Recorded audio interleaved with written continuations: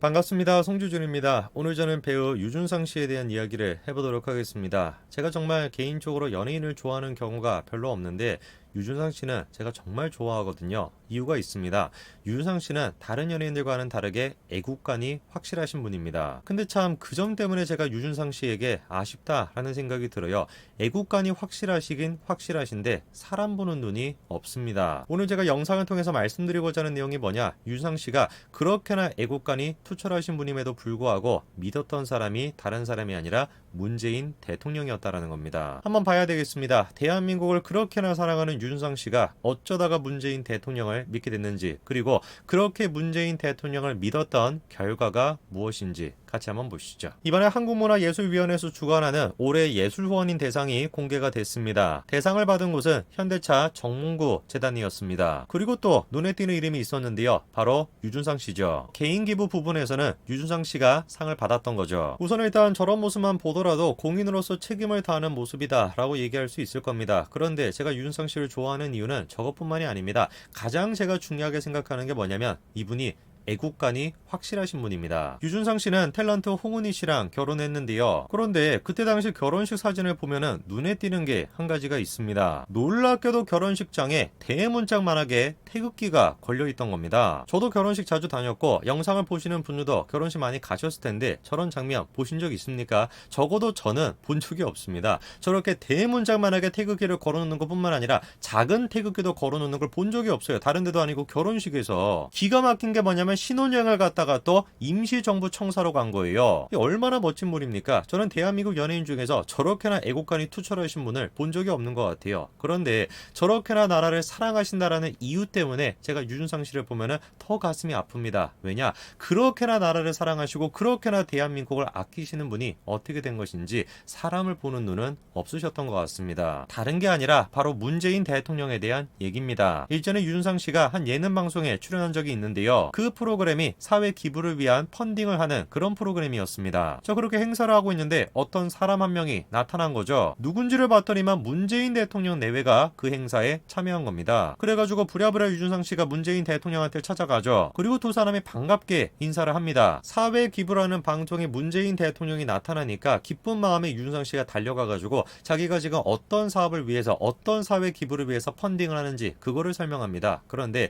제가 그 내용을 들으면서 더 가슴이 아팠습니다. 어떤 내용인지를 보니까 유준상 씨가 국경일임에도 불구하고 집집마다 태극기가 걸려있지 않아서 답답했다는 거죠. 그래가지고 태극기를 쉽게 걸 수 있는 그런 프로젝트를 기획하고 있다는 겁니다. 참으로 그래서 제가 저 장면을 보면서 안타깝다라고 생각을 했습니다. 백날 문재인 대통령한테 태극기의 가치에 대해서 설명을 해주고 백날 문재인 대통령한테 대한민국의 가치에 대해서 설명을 해줘봤자 다 뭡니까? 그게 속이의 경읽기예요. 그런데 기가 막힌 게 뭐냐? 이렇게나 많은 사람들이 그때 당시에 문재인 후보의 실체를 몰랐다라는 거죠. 이번에 유준상 씨가 상을 받은 것도 코로나 시국 때문에 공연계가 지금 엉망진창이지 않습니까? 그거에 대해서 1억 원 정도를 후원했다. 그것 때문에 상을 받은 겁니다. 저는 유준상 씨에게 그런 질문을 해보고 싶습니다. 이제는 지금은 그래도 문재인 대통령의 실체가 무엇인지를 깨달으셨을까? 이미 진작에 유준상 씨가 대놓고 문재인 정부에게 코로나 정책에 대해서 하소연을 한 적이 있지 않습니까? 그 주인공이 바로 정세균 총리였어요. 유준상 씨를 필두로 해가지고 뮤지컬 배우들이 대놓고 뭐라고 얘기를 했습니까? 공연장 띄어앉게 하면은 문재인 정부 방역정책 때문에 적자가 날 수밖에 없다 하소연을 했습니다. 그때 당시에 방역정책을 계속해가지고 요구한다면 띄어앉기 이런 거 하다 보면은 그냥 공연계가 다 죽을 수밖에 없다 대놓고 하소연했던 거예요. 분명히 사실입니다. 그때 당시 공연장 띄어앉기를 했죠. 그러다 보니까 공연장의 절반 정도밖에 사용할 수가 없었습니다. 그런데 기본적으로 뮤지컬이라고 하는 것이 전체 좌석의 70% 이상은 돼야 적자를 면할 수가 있는 구조라는 거예요. 당연히 답답할 수밖에 없죠. 저렇게 정세균 총리한테 하소연을 하니까 그때 당시에 정 총리가 뭐라고 얘기했습니까? 분명히 정세균이가 방역과 공연업에 양립 방안을 마련하겠다 이렇게 얘기했죠. 그것뿐만 아니라 대놓고 이렇게 못을 박지 않았습니까? 이번 주말 발표를 목표로 하고 있다.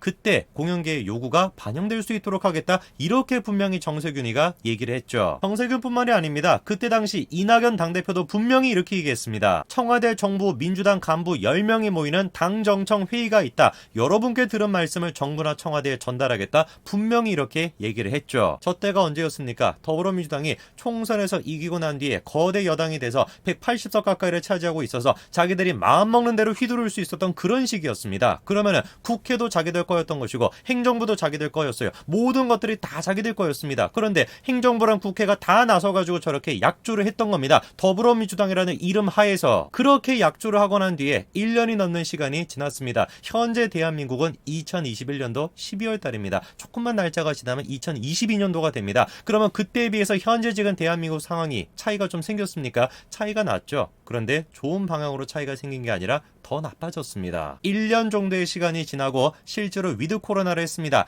1년이라는 시간이 걸리긴 걸렸지만 그래도 위드 코로나를 했어요. 1년 가까이나 시간이 걸렸지만 그래도 100번 양보해가지고 잘한 결정이다 라고 생각했습니다. 왜냐면은 정치적으로 생각을 했을 때 대선을 앞두고 위드 코로나를 한다라는 게 문재인 정부한테는 부담이 될 수밖에 없거든요. 위드 코로나를 하면은 코로나 검사를 더 많이 받을 수밖에 없습니다. 검사 수가 많아지니까 당연히 확진자 수도 많아질 수밖에 없습니다. 검사를 받기 전에는 코로나인 줄도 몰랐다가 그냥 자연스럽게 치료가 될 수 있을 법한 그런 사람이었음에도 불구하고 검사를 받아보면 양성이 나오는 거, 그게 코로나 확진자가 늘어나는 가장 근본적인 이유입니다. 우리나라만 그런 게 아니에요. 전 세계적으로 다 그렇습니다. 위드 코로나를 하면은 거리두기를 완화하면은 당연히 자연스럽게 확진자가 늘어갈 수밖에 없습니다. 그러면 거리두기를 완화한다라는 거, 위드 코로나를 한다라는 거, 이거의 근본적인 목적이 뭐냐? 사람들이 코로나에 안 걸리게 하는 게 근본적인 목적이 아니에요. 오히려 많은 사람들이 코로나에 걸리면서 자연스럽게 그냥 코로나라고 하는 게 감기처럼 되는 거, 그런 식으로 집단 면역이 형성이 되는 거, 그게 원래 위드 코로나의 가장 근본적인 목적입니다. 필연적인 관계인 거죠. 확진자가 느는 거와 위드 코로나라고 하는 게. 그래가지고 전 세계적으로 가장 먼저 위드 코로나를 했다라고 하는 영국의 경우를 보면은 작년까지 코로나만 하더라도 치사율이 15% 가까이나 됐으나 현재는 어떻다라는 겁니까? 치사율이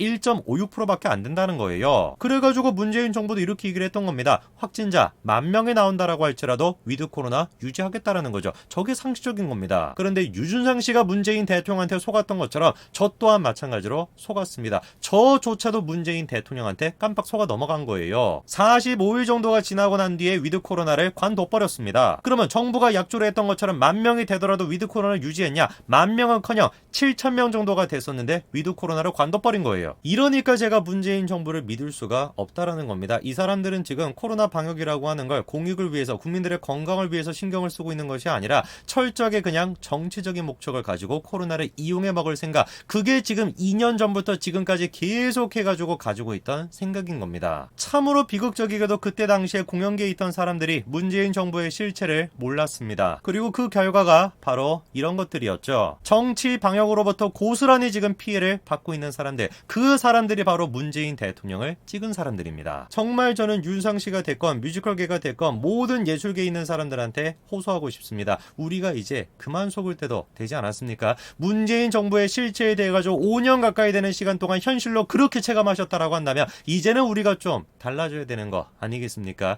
내년 대선에서는 제발 좀 현실을 직시하시고 누가 우리의 현실을 좋게 만들 수 있는지 제발 좀 올바른 판단을 해주시기 바랍니다. 여기까지 말씀드리겠습니다. 감사합니다.